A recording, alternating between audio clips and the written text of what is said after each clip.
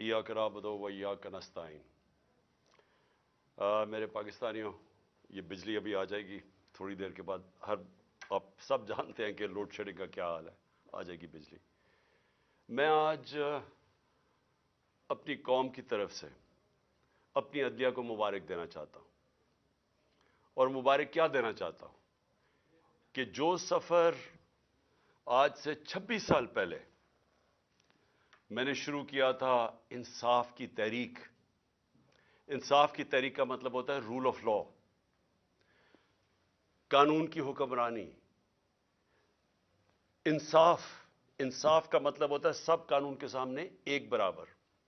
मैं आपको इसलिए बता रहा हूं, मैं अपनी नौजवान नस्ल को इसलिए बता रहा हूं कि अमीर और गरीब मुल्कों के अंदर फर्क ही एक है। अमीर मुल्कों में इंसाफ है, रूल ऑफ लॉ है, कानून की हुक्मरानी है। जिस मुल्क में भी गुर्बत है, एक एक मुल्क आप देख लें, उधर जंगल का कानून है, उधर ताकतवर के लिए एक कानून, कमजोर के लिए दूसरा। सो इसलिए आज जो उस रास्ते, यानी वो रास्ता जो इंशाअल्लाह पाकिस्तान को एक अजीम कौम बनाएगा, वो उस रास्ते के ऊपर हम निकल चुके हैं। हमारे सुप्रीम कोर्ट ने आज एक ऐसा फैसला किया कि उसने पाकिस्तान के आइन को, पाकिस्तान के कानून को उन्होंने आज अपहोल्ड किया। उन्होंने आज कायम की कानून की हुक्मरानी। और ये, अब मैं ये कहना चाहता हूं कि ये मेरी जिंदगी में मुझे अफसोस से कहना पड़ता है कि बहुत कम दफा ऐसे हुआ है। और काश कि ये पहले हो जाता तो आज पाकिस्तान एक वो मुल्क होता जो खुशहाल तरीन मुल्क होता। हम आज, हमारे ये हालात ना होते जो बदकिस्मती से आज पाकिस्तान के हालात हैं कि हमें हर जगह पैसे मांगने पड़ते हैं, कर्जे मांगने पड़ते हैं, हम जलील होते हैं, हमारे लोग जलील होते हैं, कौम की इज्जत नहीं है। जो कौम अपनी इज्जत नहीं कराती, दुनिया उसकी इज्जत नहीं करता। तो ये कानून और इंसाफ, रूल ऑफ लॉ, ये जुड़े हुए हैं खुशहाली के साथ। एक कौम सिर्फ वो खुशहाल होती है जिधर तरक्की होती है, वो जुड़ी हुई होती है जिस मुल्क के अंदर इंसाफ होता है, कानून होता है। नेल्सन मंडेला ने कहा था कि अगर गुर्बत हटानी है तो इंसाफ दो। उसने ये नहीं कहा था कि कहीं बाहर से कर्जे लो या पैसे मांगो। इंसाफ करो, आपके मुल्क में वैसे गुर्बत खत्म हो जाती है। जो अमीर मुल्क है, स्विट्जरलैंड की मैं मिसाल देता हूं, रूल ऑफ लॉ इंडेक्स में, यानी वहां इंसाफ जो उसको जो ग्रेड करते हैं, तो वो 99% है। तो इसलिए वहां खुशहाली है, कुछ भी नहीं है, वसाइल भी नहीं है। तो आज मैं इसलिए फिर भी अपनी कौम को मुबारक देना चाहता हूं कि एक बहुत बड़ा यहां एक माफिया बैठा हुआ है पाकिस्तान में, कब्जा ग्रुप है। और ये कब्जा करके बैठ के इस मुल्क पे पिछली अप्रैल से, और इन्होंने हर किस्म की पाकिस्तान के अंदर जो बुनियादी इंसानी हुकूक है उनको ख़त्म किया। इन्होंने हर किस्म की कानून की वायलेशन की। इन्होंने वो काम किए जो किसी जमहूरियत में नहीं हो सकते, कि वो लोग पहले इक़्तिदार में आते हैं एक ऑक्शन के जरिए, इलेक्शन के जरिए नहीं, अवाम का मैंडेट लेके नहीं आते, पैसे खर्च करके, हराम के पैसे से लोगों को खरीद के, एक साजिश के तहत, और बैरूनी साजिश साथ मिलवाई इन्होंने अपने साथ। पहले हम समझते थे कि बाहर से साजिश हुई है, इन्होंने साथ मिलाई। यहां के जो मीर सादिक थे, इन्होंने गद्दारी की। इन्होंने बाहर से कुव्वतों को अपने साथ मिला के ये साजिश की गवर्नमेंट गिराने की। और उसके नतीजे में वो लोग आए जिन्होंने वो काम किया है जो किसी जमहूरियत में हो ही नहीं सकता। अपने अरबों रुपए, 1100 अरब रुपए के इन्होंने केस माफ करवाए, सिर्फ कानून बदल के, पार्लियामेंट में बैठ के नैब की अमेंडमेंट चेंज करके 1100 अरब रुपए का फायदा करवाया अपने आप को। तो आज मैं, और फिर उन्होंने पूरी कोशिश की कि किसी ना किसी तरह ये इक़्तिदार में रहे, और हर वो कोशिश की कि किसी तरह अवाम की राय ना आए। जो भी बाय इलेक्शन हुए, और अल्लाह का करम है कि 30 बाय इलेक्शन जीती है तहरीक इंसाफ 37 बाय इलेक्शन में से, जब से हमारी गवर्नमेंट गई है।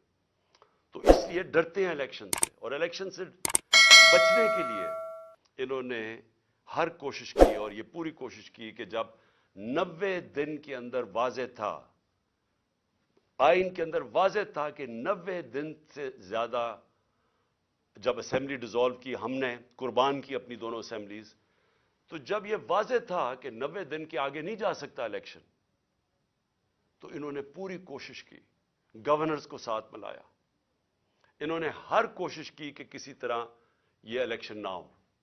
اور سپریم کورٹ نے جب آج فیصلہ کیا تو میں پہلے تو سپریم کورٹ کو یہ کہنا چاہتا ہوں کہ قوم آپ کے ساتھ کھڑی ہے. قوم اس ملک میں ترسی ہوئی ہے انصاف کے لیے، رول آف لا کے لیے.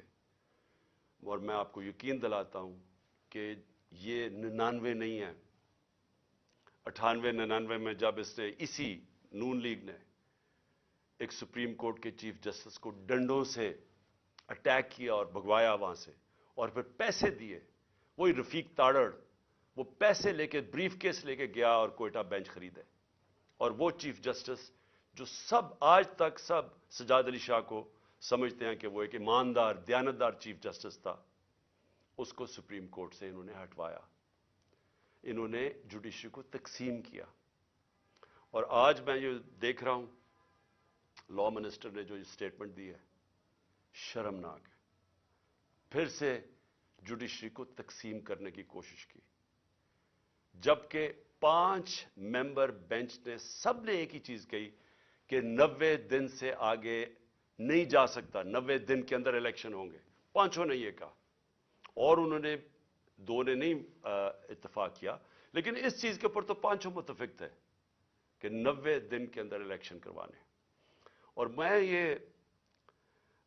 یہ جو لا منسٹر کی جو کوشش ہے اور نون لیگ کی ہمیشہ یہ کوشش رہی ہے کہ یہ انصاف سے بھاگتے ہیں، یہ آزاد عدلیہ کو کبھی نہیں چاہیں گے، کیونکہ یہ سارے اداروں کو کنٹرول کر کے ہی غیر قانونی چیز کر سکتے ہیں. جب تک ججز ان کے کنٹرول میں نہ ہوں، اور یہ جب ایک جج کو ٹیلی فون کر کے کہہ رہے ہیں کہ بے نظیر کو 3 سال نہیں 5 سال سزا ملنی چاہیے، یہ اس طرح کے ججز چاہتے ہیں.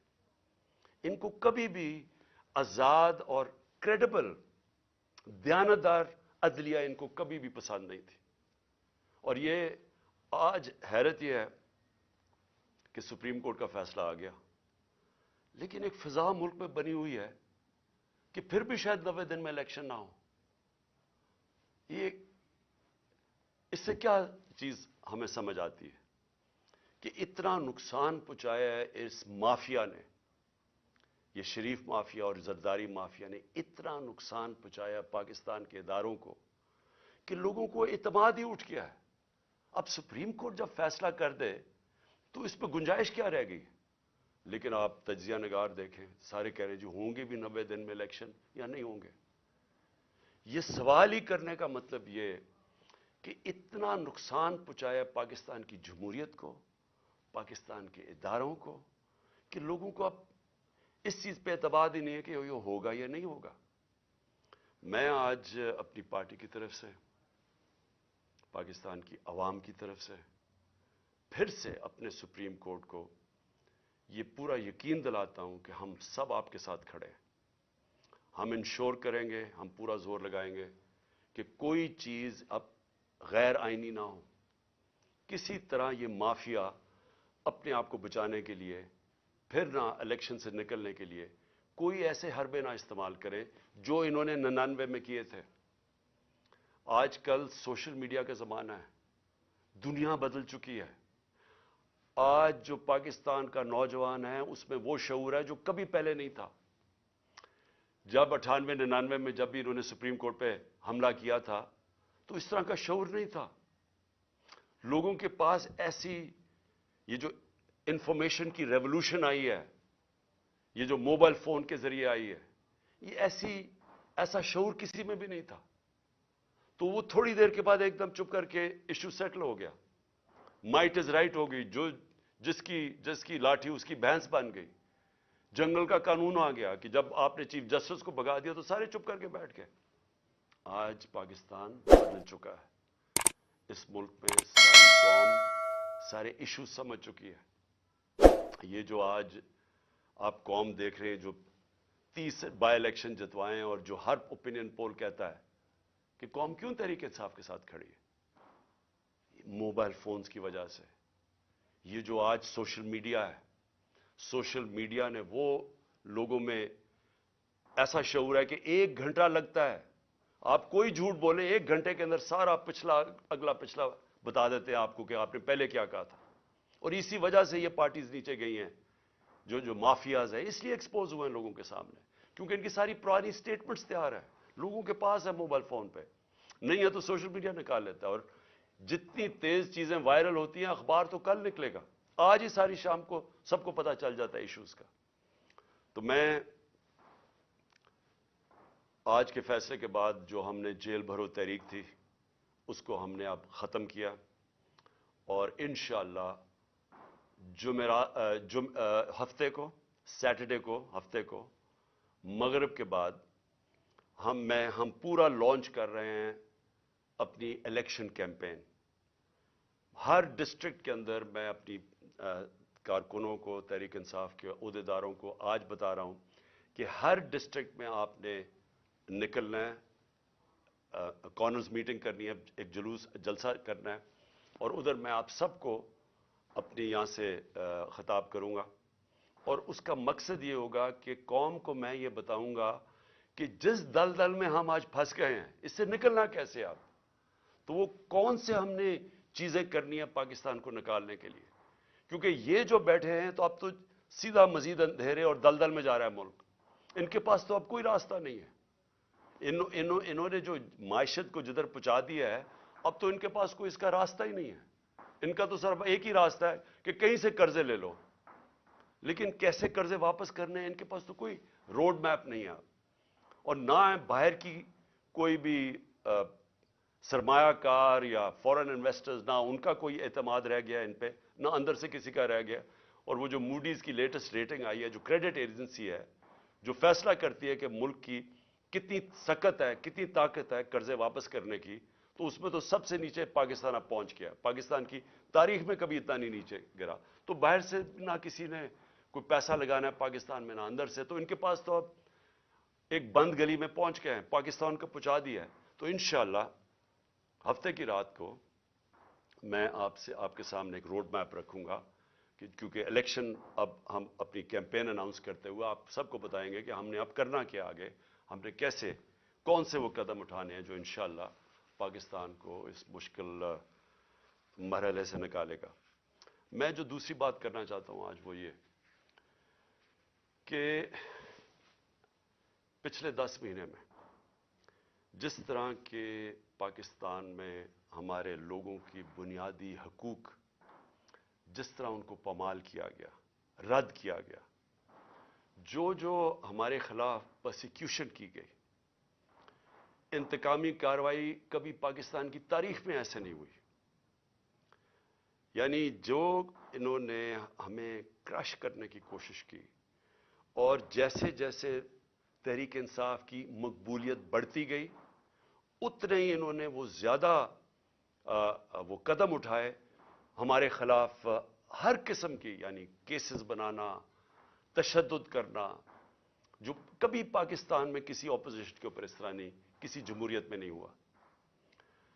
ہمارے لوگوں کے اوپر میں کبھی بھی بھول نہیں سکتا کہ جو تشدد کیا گیا اعظم سواتی پہ، شہباز گل پہ، جو صحافیوں سے کیا گیا، یعنی کبھی اس طرح کے جو ارشد شریف، یعنی دردناک کہانی ارشد شریف کی کہ کیسے اس کے اوپر اس کو دھمکیاں دی گئی، موت کا خطرہ تھا، ملک سے باہر گیا، پھر کیسے شہید کیا گیا اس کو، اور باقی صحافیوں سے جو کیا گیا، جمیل فاروقی ننگا کر کے اس کو تشدد، ایاز امیر جیسے ایک دانشور جن کی رسپیکٹ ہے، عزت ہے معاشرے میں، ان کو جو ذلیل کرنے کی کوشش کی گئی، سمیع ابراہیم اس کو جو کیا، غلام حسین کو اٹھا کے جیل میں ڈال دیا، اور پھر جو سوشل میڈیا کے لوگوں سے جو کیا گیا، لوگوں کو اٹھایا گیا.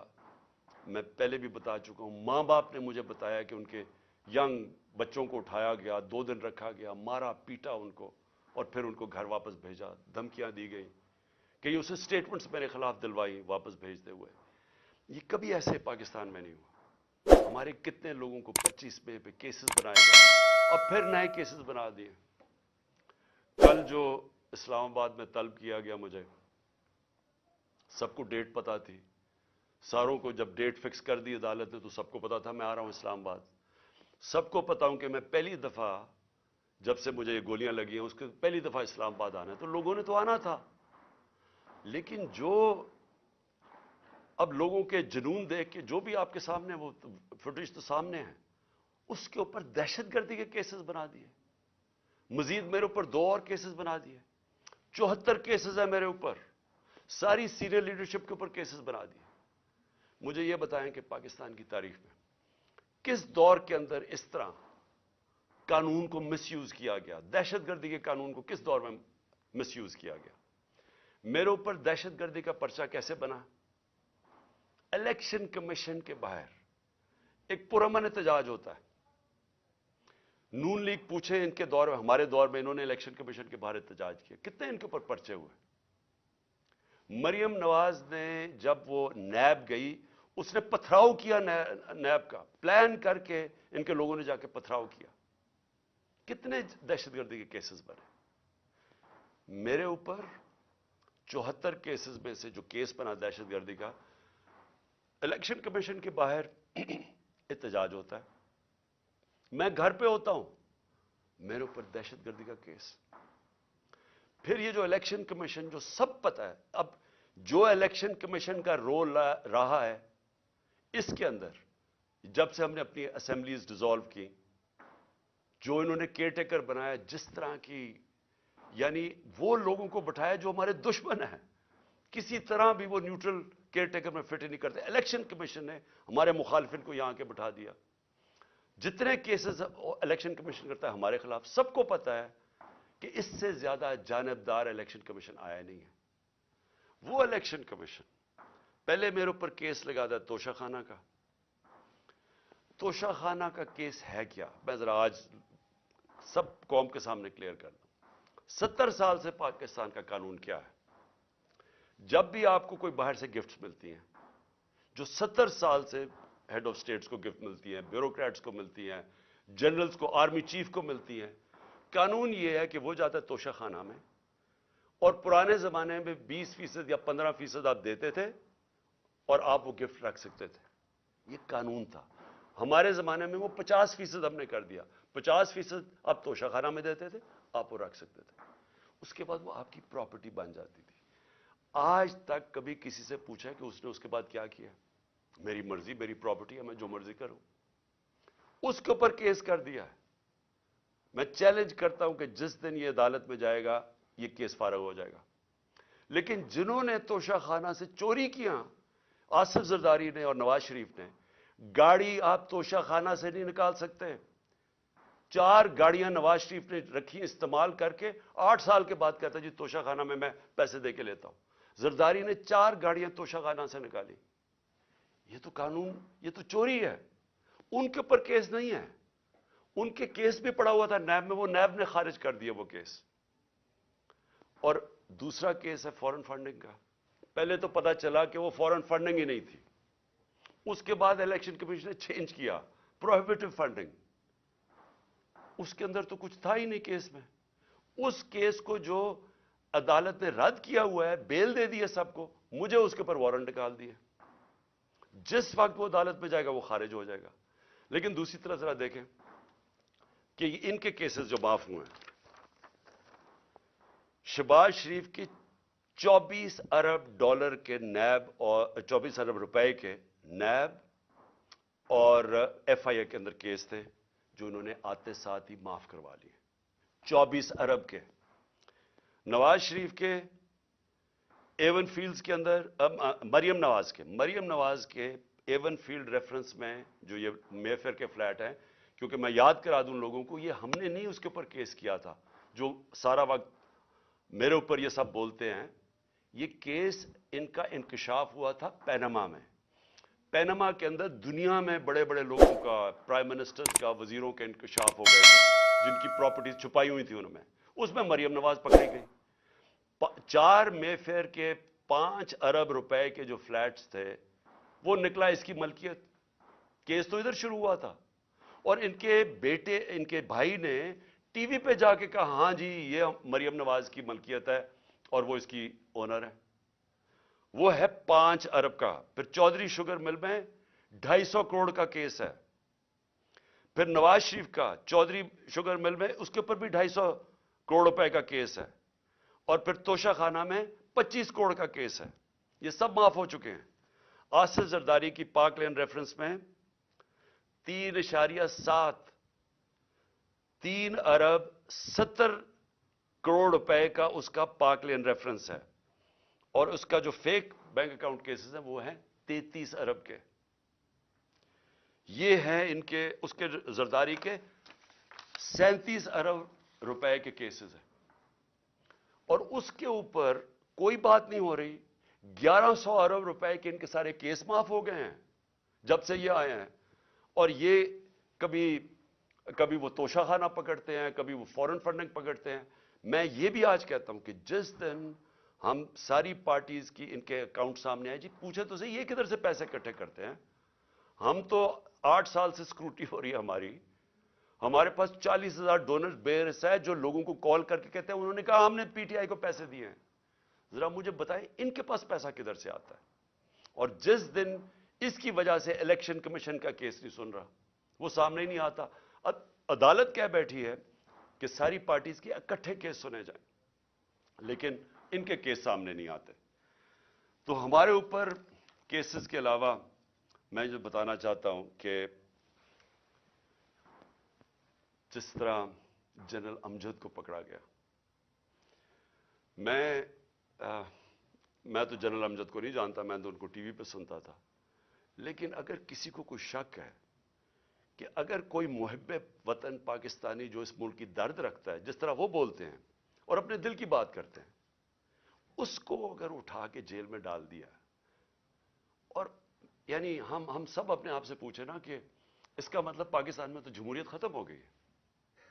یہ تو کوئی، یہاں تو کوئی پولیس اسٹیٹ بن گئی ہے. یہاں تو ایسا خوف آ گیا ہے کوئی سچ نہ بول دے، کسی طرح لوگوں کو کنٹرول کرو، میڈیا کی کس طرح آواز کنٹرول کرو. یعنی اس طرح کے کیا اس سے ہوگا کیا؟ مجھے تو ابھی یہ نہیں سمجھ آ رہی. کیا یہ بچ جائیں گے؟ کیا یہ لوگ ان چوروں کو ووٹ دے دیں گے اس کی وجہ سے کہ اگر آپ لوگوں کے منہ بند کر دیں؟ کیا ہمیں جو ڈرایا دھمکایا جا رہا ہے اور یہ جو ہر روز نئی ایف آئی آر، کیا اس سے ہم پیچھے ہٹ جائیں گے؟ ہمارے لوگ اس وقت جو جیلوں کے اندر گئے ہیں، جیل بھرو تحریک میں، ہر دوسرے شہر میں جاتے تھے اور زیادہ لوگ جیلوں کے لیے تیار ہو جاتے تھے. انہوں نے حالانکہ جیلوں میں، ہم پولیٹیکل پریزنرز یہ جا رہے ہیں، ہم سیاسی پریزنر، کوئی مجرم نہیں ہے، لیکن جیلوں میں ایسے رکھ رہے ہیں جیسے کہ کوئی دہشت گرد آ گئے یا کوئی ڈاکو آ گئے یا کرمنلز آ گئے، اس طرح کی ٹریٹمنٹ دے رہے ہیں. لیکن اس سے کوئی ڈرا نہیں ہے. لوگوں کا ہر شہر میں اور زیادہ لوگ تیار ہو گئے جیل میں جانے کے لیے. اور میں نے تو ابھی کال دینی تھی سارے پاکستان کے لیے. اگر یہ الیکشنز نہ کرواتے تو میرا اگلا تھا کہ ایک دن میں نے سارے پاکستان کو کال دینی تھی، سب ہم جا کے جیل بھر دیں. کیا کریں گے یہ؟ تو یہ خوف ہی دلوا رہے ہیں نا. یہ قوم، اس خوف کی زنجیریں انہوں نے توڑ دی ہیں. کسی کو خوف نہیں ہے اس کا، لیکن ملک کو تباہی کی طرف دھکیل رہے ہیں. یہ سارے جو حربے استعمال کیے جا رہے ہیں ملک کو ادھر دھکیل رہے ہیں جدھر شاید کوئی بھی نہ نکال سکے اگر یہ زیادہ دیر بیٹھ گئے. میں ایک آج بات کرنا چاہتا ہوں، آخری 2 پوائنٹس ہیں میرے اوپر حملہ ہوتا ہے، مجھے پتا ہوتا ہے، اس سے پہلے میں بولتا رہا کہ میرے اوپر حملہ کرنے لگے ہیں، یہ میرے اوپر اٹیمپٹ ہونے لگا ہے، دینی انتہا پسند کے نام پہ مجھے مارا جائے گا. میں کہتا رہا اور میں نے کہا کہ اس میں طاقتور لوگ شامل ہیں، نام نہیں میں نے لیے. جب میرے اوپر اٹیمپٹ ہوا اور اللہ کی کوئی خاص ہی کرم تھا، اس نے مجھے بچا لیا، تو اس کے بعد میں نے ان 3 لوگوں کے نام لیے: ڈرٹی ہیری، شہباز شریف اور رانا ثناءاللہ. یہ تینوں شامل تھے. اور نواز شریف کو پتا تھا لندن میں بیٹھ کے. تسنیم حیدر کا جو لندن میں اس نے بات چیت کی، اس کا بیان کیوں نہیں ریکارڈ کیا گیا؟ ہمارے جے آئی ٹی نے کیا، اس کو جے آئی ٹی کو ختم کر دیا. जेआईटी को वो क्या कहता है कि उसने खुद सुना नवाज शरीफ को कहते हुए कि इमरान खान और अरशद शरीफ को मरवाना है। वो बयान ये देता है और जाके उसने पुलिस स्टेशन में ये बयान दिया है। उसका जो वकील है मेहताब, उसने कंफर्म किया है कि पुलिस में वो बयान देता है कि ये वहां प्लान बना था मुझे मरवाने का और अरशद शरीफ को, और मदद मांग रहा था इसकी कि प्रोवाइड करे कहीं मारने वाला शूटर। जेआईटी रिकॉर्ड करती है तस्लीम की इसकी जो वीडियो है। उसके बाद क्या मजबूरी थी कि केयर टेकर गवर्नमेंट जेआईटी खत्म कर देती है, और जेआईटी खत्म करके 4 उन लोगों को जेआईटी पे बैठा देती है, वो जेआईटी के जो मेंबर्स जिनके ऊपर प्रोसिक्यूटर जनरल कहता है टेररिस्ट की अदालत में जिधर केस हो रहा है, उस अदालत में जज के सामने वो प्रोसिक्यूटर कहता है कि 4 लोग जो जेआईटी के मेंबर्स थे, इन्होंने जेआईटी को सैबोटाज करने की कोशिश की, इनके ऊपर कार्रवाई होनी चाहिए। उनको आप जेआईटी के ऊपर ले आए हैं ये लोग, उनके जरिए अब इन्वेस्टिगेशन होगी। मेरा अपनी सारी कौम के सामने सवाल ये है कि कौन डरा हुआ है इतना ज्यादा? क्यों डरे हुए हैं ये? अगर ये बेकसूर हैं तो जेआईटी को काम करने देते। क्यों इतने खौफजदा हैं कि सच कौम के सामने आ जाएगा? क्योंकि ताकतवर ये सारे इसमें मुलव्वस हैं। अब मैंने दूसरी बात ये की कि मेरे ऊपर ये फिर अटैक करेंगे, ये ज्यादा खौफजदा है। अब खौफजदा ये है कि ये अगर इक्तदार में आ गया तो शायद इनकी शामत आ जाएगी। उस डर से अब इन्होंने फिर से मुझे कत्ल करने की कोशिश कर रही है। मैं सारी कौम के सामने कह रहा हूं, ये 3 और भी उन दोनों के लोगों के अभी मैं नाम नहीं ले रहा, लेकिन मैंने अपनी टेप के अंदर उन दोनों के नाम रखे हुए, जो मैंने एक टेप पहले की रिकॉर्ड करवाई हुए, कौन वो लोग थे जो शुरू से मुझे चाहते थे कत्ल करना। इन 3 के अलावा 2 और के नाम है उसमें, वो सब सामने आ जाएगा। लेकिन मैं कौम के सामने अब सवाल ये पूछता हूं कि जब मैं कह रहा हूं मुझे खतरा था, पहले मैं कह रहा था मुझे खतरा है, वो अटेम्प्ट हुआ, अल्लाह ने बचाया। अब मैं फिर कह रहा हूं मेरे पे खतरा है। मैं अब ये सवाल पूछता हूं कि मुझे ये अदालतों में जो धकेलते हैं, क्या इनको पता नहीं कि मेरी जान खतरे में है? मैंने जब लाहौर हाई कोर्ट से मेरे जो वकील थे ख्वाजा तारिक रहीम, इन्होंने वो जज को बताया कि देखें इसकी जान खतरे में है, आपको जब तक सिक्योरिटी नहीं प्रोवाइड करेंगे उसको यहां अदालत में ना लेके आए। जज साहब ने कहा, पुलिस को ऑर्डर किया कि इसको सिक्योरिटी प्रोवाइड की जाए, लेकिन अदालत में आना पड़ेगा। जब मैं हाई कोर्ट पहुंचा तो वहां पुलिस सिक्योरिटी क्या प्रोवाइड करती, पुलिस ही भाग गई। मैं गाड़ी में बैठा रहा बड़ी देर, क्योंकि वहां कोई सिक्योरिटी नहीं थी। आखिर में, क्योंकि मैं अपनी अदलिया की इज्जत करता हूं और करवाना चाहता हूं कौम को, उसकी वजह से मैं फिर चल के गया वहां।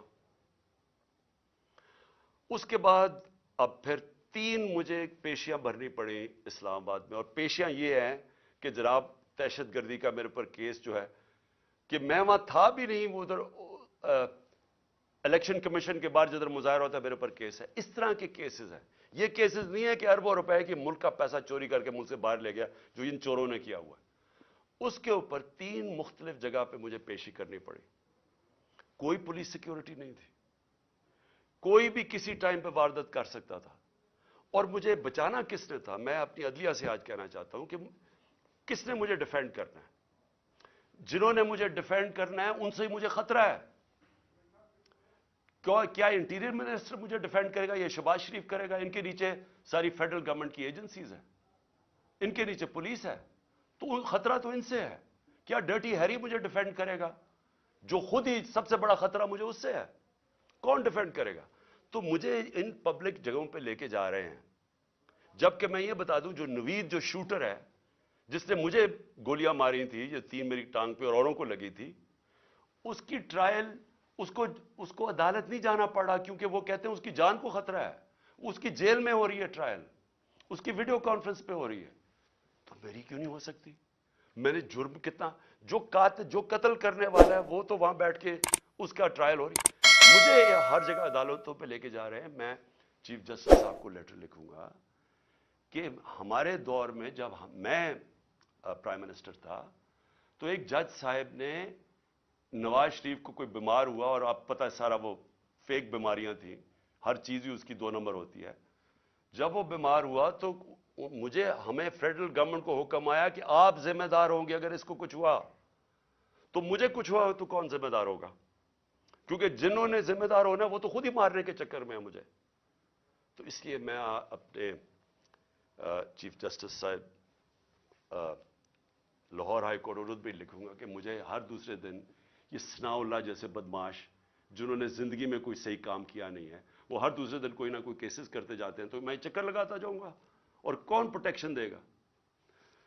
میں آخر میں آخری بات کرتا ہوں کہ سوال یہ ہے اب کہ یہ کیوں بھاگ رہے ہیں الیکشن سے؟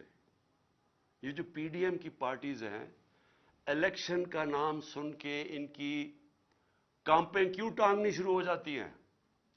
وجہ یہ ہے کہ پبلک ان کے خلاف ہو چکی ہے. وجہ یہ ہے کہ پہلے تو 30 سال سے ان کی چوریوں کا ساری قوم کو پتا تھا، اس کی وجہ سے تو مجھے ووٹ پڑی تھی.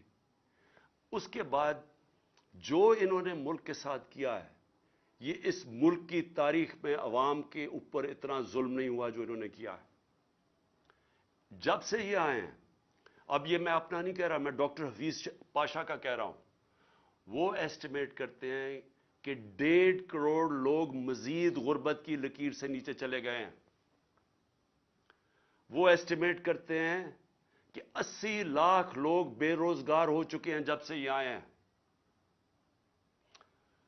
وہ یہ کہہ رہے ہیں کہ پاکستان کی تاریخ کی سب سے زیادہ مہنگائی ہوئی ہے.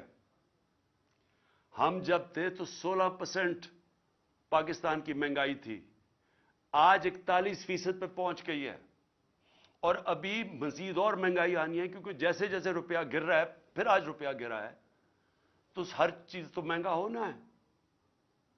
تو ایک طرف مہنگائی، ایک طرف بے روزگاری بڑھ رہی ہے، ایک طرف معیشت سکڑتی جا رہی ہے،